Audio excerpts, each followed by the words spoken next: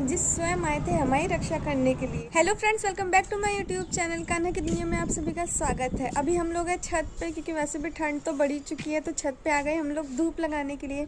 अभी दोपहर के 3 बज रहे हैं, हम लोग लगा रहे हैं धूप। और मेरे पास तो फ़ोन था ही, तो मैंने सोचा क्यों ना एक ब्लॉग बना लिया जाए और आपके साथ भी कुछ बातें शेयर कर ली जाए। अभी हम छत पे ऐसे घूम रहे थे और घूमते घूमते हमें दशहरे वाली एक बात याद आ गई, तो हमने सोचा क्यों ना आपके साथ भी शेयर किया जाए।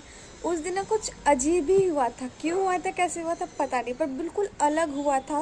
तो मैंने सोचा आपके साथ तो पक्का ये बात शेयर करूंगी, अभी नहीं तो बाद में सही। इसलिए आज मुझे वो बात याद आ गई, तो आज मैं आप लोगों के साथ वो चीज़ें शेयर करने जा रही हूँ। हम छत पे तो गए थे, पर छत पे से आ चुके हैं वापस। अभी हम अपने बैल्कनी में हैं, क्योंकि फ़ोन की बैटरी पूरी तरीके से डाउन हो चुकी थी, इसको हमने चार्ज में लगा दिया था।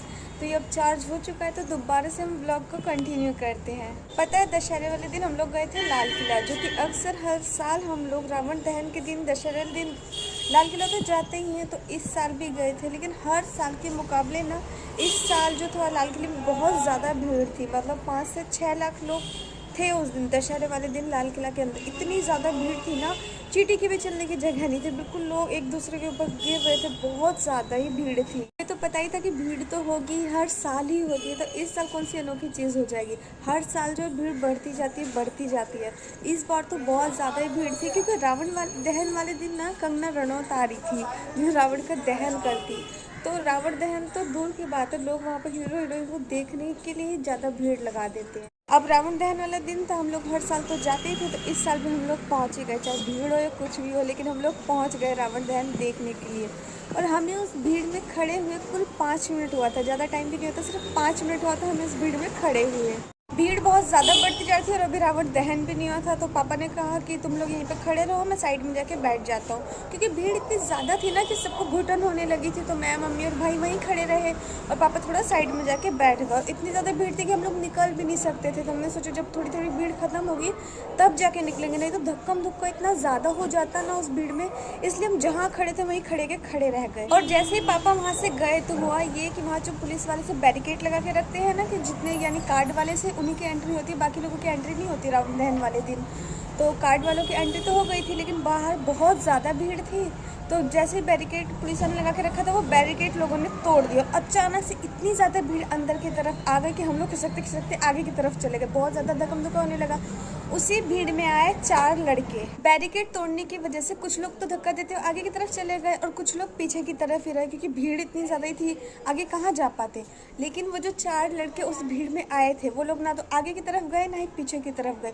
उन लोगों ने हमें चारों तरफ से घेर लिया। उन चारों में से 2 का मुंह जो था वो तो पूरी तरीके से कवर था और 2 का मुंह खुला हुआ था। लेकिन जब उन्होंने हमें चारों तरफ से घेरा तो एक पल के लिए ऐसा लगा कि ये लोग जेब कतरे हैं, क्योंकि भीड़ इतनी ज़्यादा थी, लेडीज़ क्या जेंट्स क्या सब खड़े थे। तो जब उन्होंने हमें चारों तरफ से घेरा ना, तो मुझे लगा कि ये लोग जेब कतरे हैं। उसके बाद हम लोग अपना फ़ोन वगैरह संभालने लगे, कहीं ये लोग कहीं से भी हाथ साफ ना कर दे, क्योंकि भीड़ का फ़ायदा उठा के तो जेब कतरे घुस ही जाते हैं। तो हम लोग अपना फ़ोन वगैरह संभालने लगे और काफ़ी देर तक वहाँ खड़े खड़े हमें आधा घंटा हो गया। फिर हमने सोचा ये लोग तो यहाँ से हट ही नहीं रहे हैं, हम ही थोड़ा खिसक जाते, तो थोड़ा आगे की तरफ हम खिसक के बढ़ गए किसी भी तरह।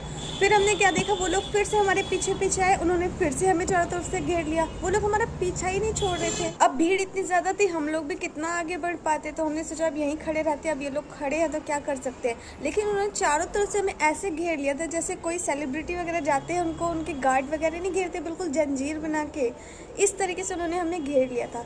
हमें समझ नहीं आया था वो हमें ही क्यों घेर के खड़े हैं, बाकियों को भी तो घेर सकते हैं, लेकिन उन्होंने पूरी तरीके से हमें घेर लिया था जैसे फैमिली के लोग होते हैं ना, भाई कोई टच नहीं होना चाहिए, इस तरीके से हमें उन्होंने घेरा। उसके बाद जब वो लोग आधे घंटे तक खड़े रहे वहाँ पर, बिल्कुल हिले तक नहीं, उन चारों ने एक दूसरे का हाथ पकड़ा। मैं, मम्मी बीच में खड़े थे, मेरा भाई भी साइड में ही था। उन चारों ने एक दूसरे का हाथ पकड़ के चारों तरफ से हमें घेर लिया। तो बाकी लोग, इधर उधर के लोग जो थे, एक दूसरे को धक्का देते हुए, कोई आगे जा रहा था कोई पीछे जा रहा था, लेकिन हमने कोई बिल्कुल टच भी नहीं करा था। धक्कम धुक्का तो बहुत दूर की बात है, टच भी नहीं हो रहे थे, क्योंकि उन चारों ने हमें बिल्कुल घेर के वहाँ खड़े थे। उसके बाद हम लोग भी समझ गए कि भाई ये लोग चोर वगैरह तो हो ही नहीं सकते, इतनी देर से खड़े हैं, अगर चोरी करना होता तो कुछ ना कुछ तो निकाल के सीधा चले जाते। ये लोग यहाँ क्यों खड़े हैं हमारी सेफ्टी के लिए, हमें कुछ समझ ही नहीं आया था। इतनी भीड़ में वो लोग सिर्फ हमारी ही सेफ्टी के लिए वहाँ क्यों खड़े हैं? वहाँ 5 लाख लोगों की संख्या है और सिर्फ वो हमारे लिए वहाँ क्यों खड़े हैं? हमें कुछ भी समझ नहीं आ रहा था। फिर बारी थी रावण दहन की, तो जैसे ही रावण दहन होने वाला था तो उसमें से एक लड़के ने कहा कि अब रावण दहन होने वाला है, भीड़ बहुत ज़्यादा बढ़ जाएगी, धक्कम धुक्कई बहुत ज़्यादा होगी, तो ऐसा करते हैं हम लोग चारों तरफ से घेर लेते हैं, आप जो है इसी घेर के अंदर से निकलिए, कोई धक्का वगैरह कुछ भी नहीं देगा, आप लोग आराम से निकल सकते हैं। हम लोग भी चुपचाप उनकी बात मान गए और वहाँ से निकलने लगे। उन्होंने फिर से हमें घेरा और उसी घेर के बीच में से हम लोग निकलते चले गए। हम तो निकल गए, लेकिन पापा जो पहले ही साइड में जाके बैठ गए थे वो भी हमें नहीं मिल रहे थे। फिर हम उनको कॉल कर रहे थे तो कॉल भी नहीं लग रहा था। उसी में से एक लड़के को हमने फ़ोन लिया, हमने कहा एक बार पापा को फ़ोन करना है, वो साइड में बैठे हुए थे, अब कहाँ बैठे हुए कुछ पता नहीं चल रहा, कॉल भी नहीं लग रहा है। तो उसी लड़के ने हमें अपने मोबाइल दिया, फिर हम पापा को फ़ोन किए तो वहाँ पर चांदनी चौक में गौरी शंकर मंदिर। फिर हमने कहा पापा को कि भीड़ बहुत ज़्यादा हो रही है, आप ऐसा करो गौरी शंकर मंदिर पर आओ, हम लोग भी वहीं आते हैं। जैसे हम लोग मेले से बाहर निकले तो हमने उन लड़कों को कहा कि हम लोग चले जाएंगे, आप लोग जहाँ से आए आप लोग वहाँ चले जाओ, हम लोग अब चले जाएंगे मंदिर के पास। उन्होंने कहा कि नहीं, जब तक हम आपको छोड़ नहीं देते हैं तब तक हम लोग यहाँ से नहीं जाएंगे। और वो लोग तब तक हमारे साथ रहे जब तक हम लोग और पापा वगैरह हम लोग सब साथ नहीं हो गए।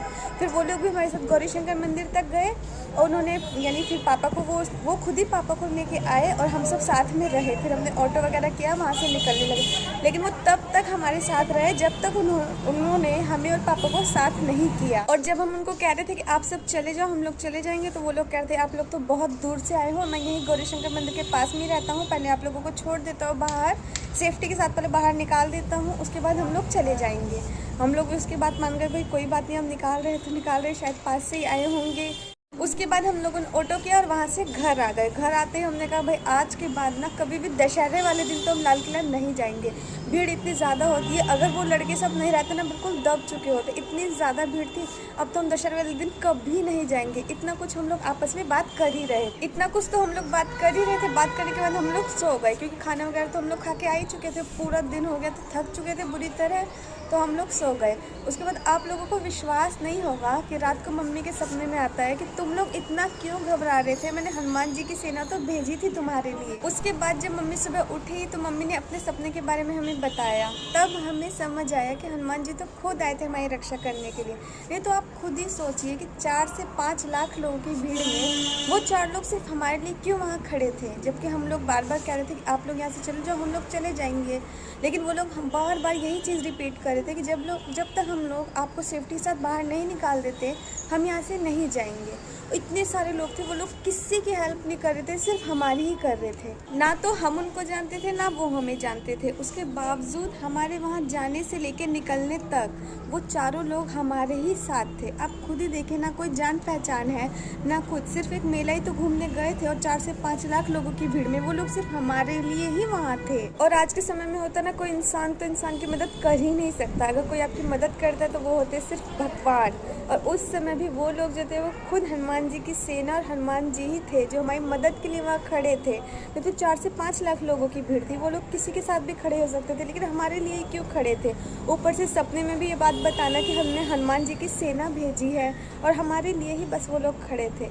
इसलिए कहते हैं ना, भगवान कब मदद करके चले जाते पता नहीं चलता, थोड़ा टाइम लगता है पर वो ज़रूर आते हैं। तो ये थी मेरे साथ घटी हनुमान जी की एक लीला, जो हनुमान जी स्वयं आए थे हमारी रक्षा करने के लिए। तो उम्मीद करती हूँ कि आपको ये वीडियो अच्छी लगी होगी। वीडियो अच्छी लगी होगी तो चैनल को सब्सक्राइब कर दीजिए, वीडियो को लाइक कर दीजिए। मिलते हैं आपसे नेक्स्ट व्लॉग में, तब तक के लिए बाय बाय।